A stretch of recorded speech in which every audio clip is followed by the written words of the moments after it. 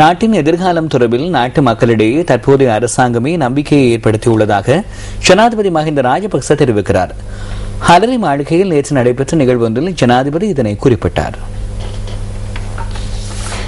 கடற்றொழிலாளர் சம்மேளனத்தின் வருடாந்த மாநாடு ஜனாதிபதி மஹிந்த ராஜபக்ச தலைமையில் ஹலரி மாளிகையில் நேற்று நடைபெற்றது.